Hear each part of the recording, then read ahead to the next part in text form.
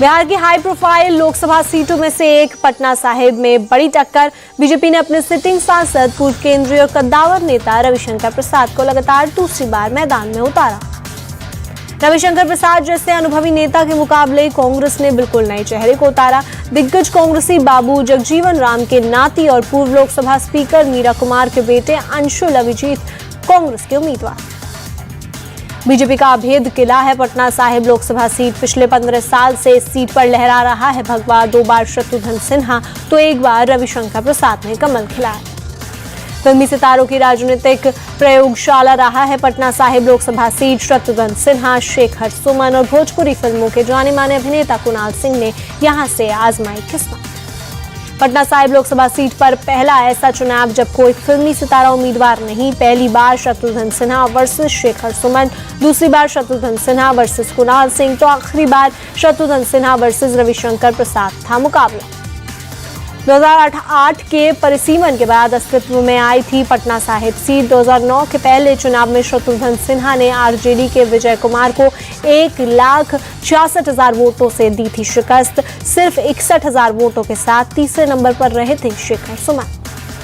2014 में और बड़े अंतर से जीते थे शत्रुघ्न सिन्हा। भोजपुरी फिल्मों से राजनीति में आए कांग्रेस उम्मीदवार कुणाल सिंह को 2,65,000 वोटों से हराकर लगातार दूसरी बार संसद पहुंचे थे बिहारी बाबू।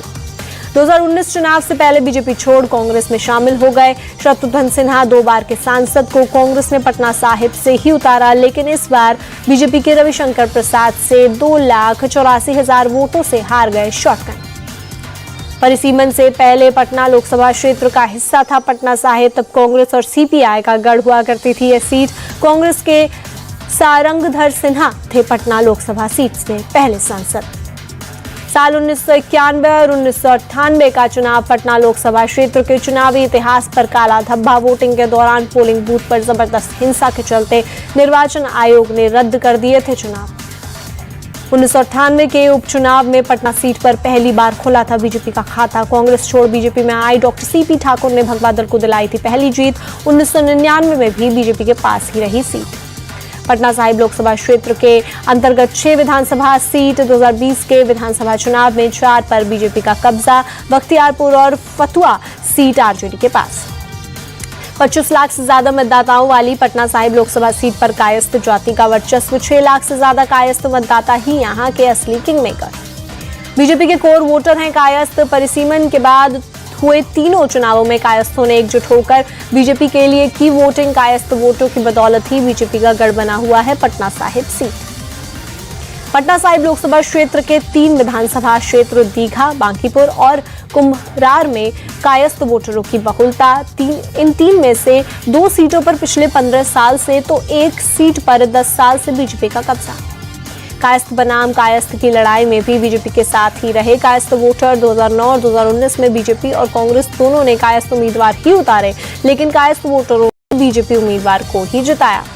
कायस्थों के वर्चस्व वाली सीट पर कुशवाहा वोटरों की भी अच्छी तादाद। इसी समीकरण को देखते हुए कांग्रेस ने कुशवाहा जाति के अंशुल अभिजीत को उतारा। आरजेडी के साथ होने से यादव मुस्लिम समीकरण का भी मिलेगा फायदा। पटना साहिब लोकसभा सीट पर जीत की हैट्रिक के साथ बीजेपी के वोट शेयर का ग्राफ भी बढ़ा। 2009 में 57.3% वोट शेयर वाली पार्टी को 2019 के चुनाव में 61.8% वोट मिला। लगातार 3 हार के बावजूद इस लोकसभा सीट पर कांग्रेस के वोट शेयर में भी तेजी। 2009 के मुकाबले 2014 में दोगुना और 2019 में तिगुना हुआ कांग्रेस का वोट शेयर।